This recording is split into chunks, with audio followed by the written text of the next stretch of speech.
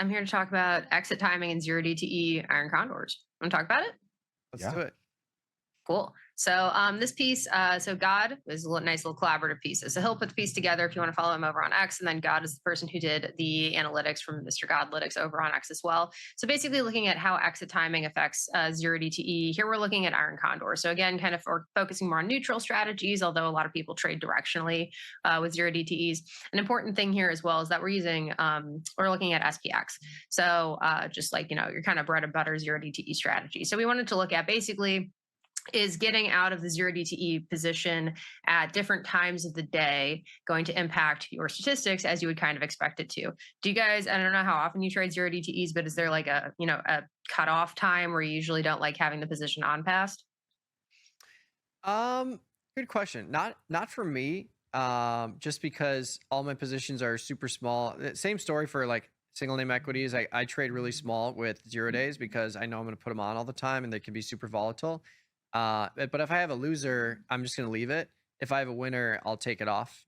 So it depends on the timing of the market movement. But I think right now I have a good example. Like I've got a 75, 75, 75, 80 short call spread. It's a super bear after this market opened up and ripped up on the CPI report. I put that on, but I now have 40 points to the upside before I'm tested. So because my proximity is 40 points, I'm just going to leave this on and I have my profit target already in there. So a lot of different factors, but for me, with these super bears, and they're obviously different trades than iron condors.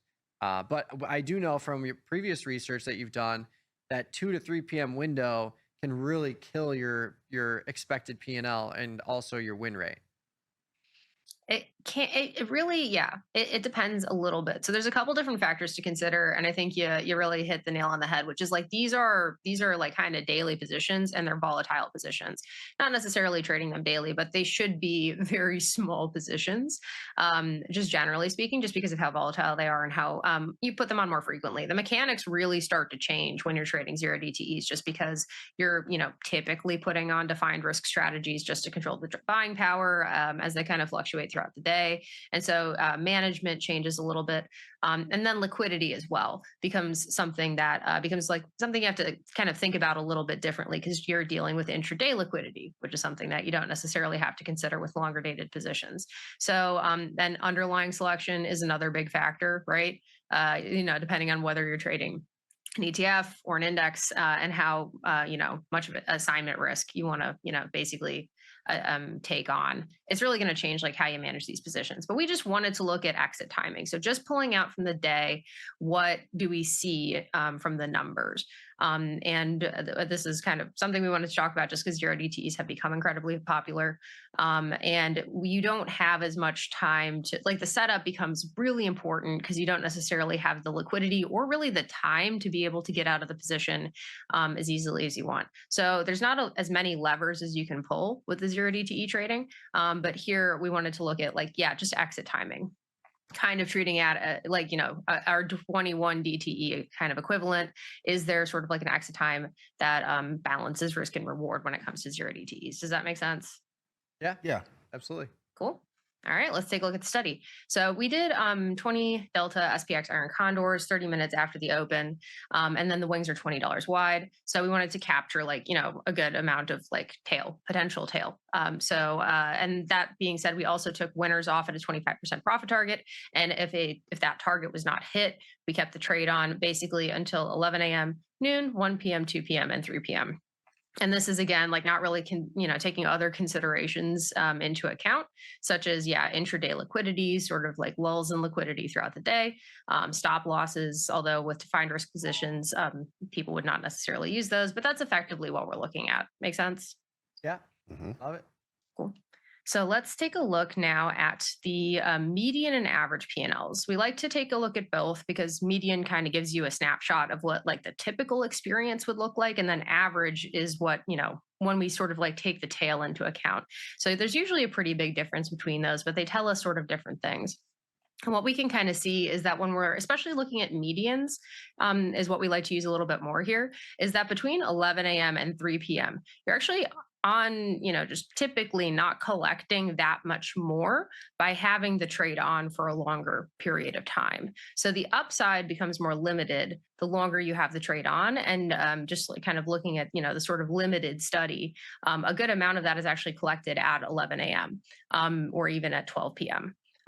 Does that kind of align with what you guys were expecting? Yeah.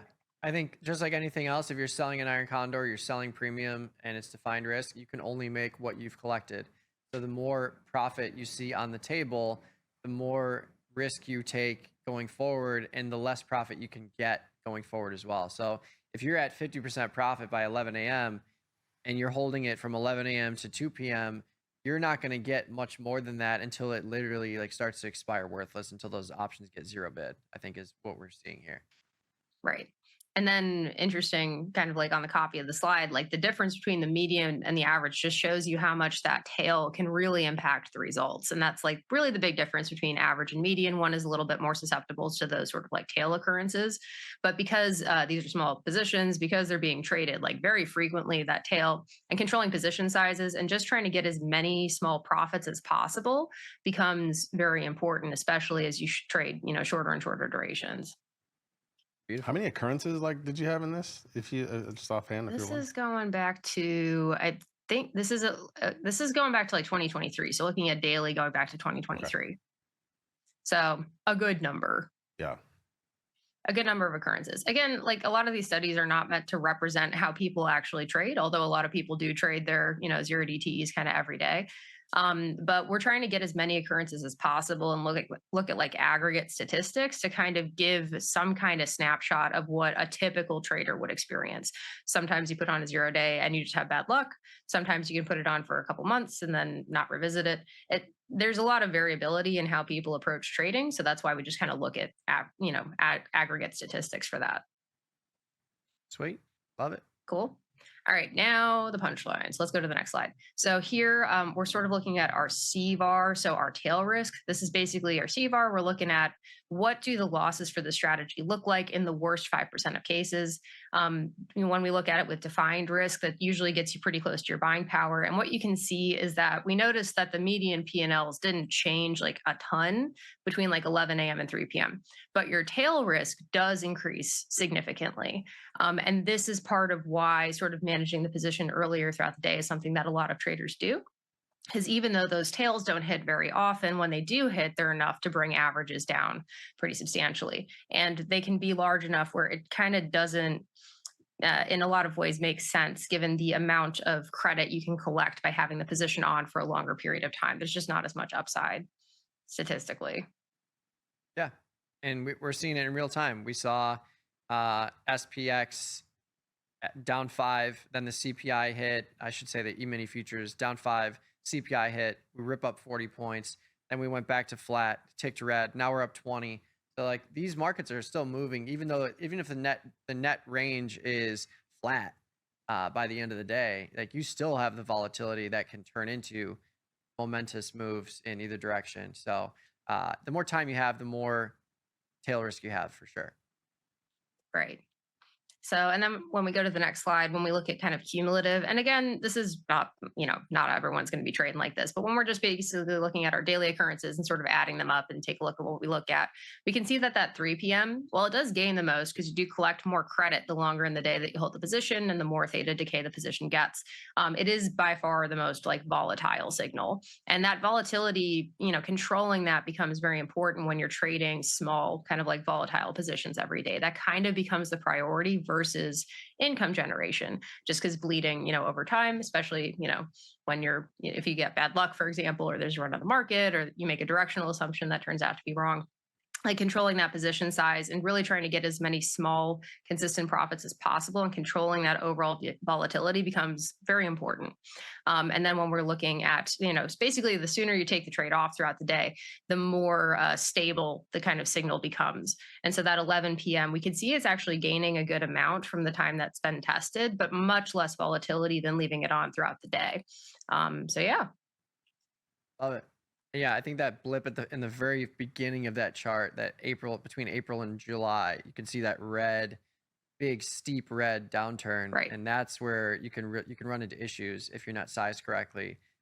If you are holding these things to expiration because you're trying to get that max profit over a large number of occurrences, you got to be sized correctly because, as you can see in the very beginning, that red bar is significantly lower than the other ones that you're managing at a time-based exit. Yeah, I mean, this definitely comports with how I think. Like things tend to get a little bit crazier towards the end of the day. You can see that, and so the move, you just never can tell how it's going to turn out. Yeah. And just a lot changes. If we're putting these positions on right at the beginning of the day, a lot can go on for obviously intraday, especially we're seeing that right now. Yep. And Mike, you bring up a really good point, which is that, if you had started trading right at the beginning of this time frame and you weren't sized correctly just from bad luck, even though like long term, these positions turned out to be profitable, like that, those losses, if you're not careful, could be enough to just kind of take you off the strategy completely. So that's part of why, yeah, controlling those tails, as unlikely as they are, and just controlling overall volatility and trying to make P&Ls as stable as possible with, profitable on average positions. That kind of becomes really key. Yeah. Cool. Okay. So later exits improve returns, and you generally collect more on average because there's more time for the value of the position to decay. But it increases the risk, especially when we looked at tail risk, sort of in this study. So when you hold zero DTE and condors later into the session, it actually raises win rate and median profit, but it also leads to larger tail risks and or larger tail losses and sort of deeper drawdowns. And again, when you're trading like small positions every day, it's really those like small position sizes and small wins over time that really make a difference.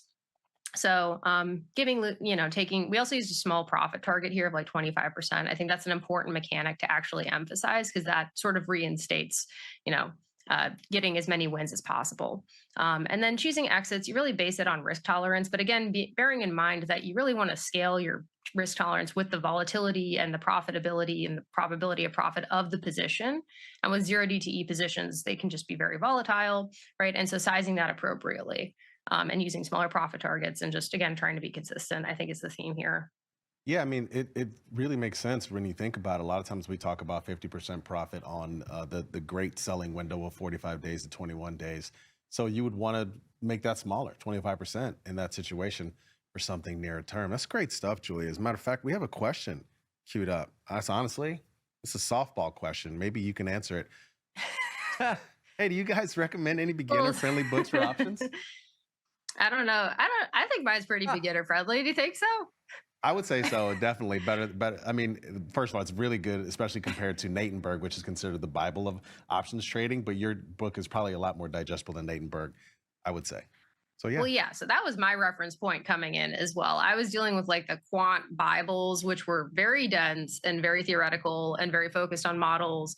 And I feel like I'd walk away from the books not really knowing how to put on a trade. And this is a, sophisticated book. We talk, use a lot of statistics, we're using a lot of back tests, but the idea is that, you should be able to read it and then know how to kind of put on a trade. So in that sense, it's beginner friendly. It's a little bit dense, but everything that you need to know, like just to get started, is kind of in there. So shameless plug. It's over on Amazon if you guys want to check it out. Fantastic. How many weeks were you on the New York Times bestseller list? Like I was on the Amazon 15, bestseller list. Heyo. I don't know, for like 3 weeks, I think, which is pretty good.